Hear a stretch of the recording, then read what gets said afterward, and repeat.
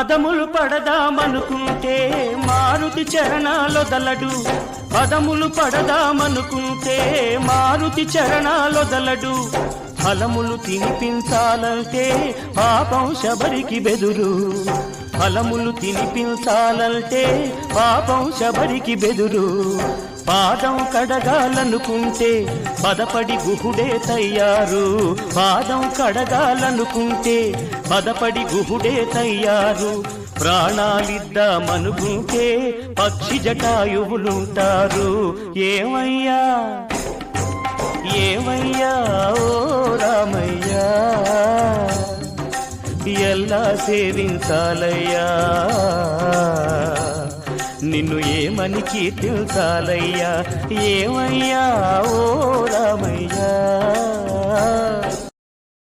Download ShareChat.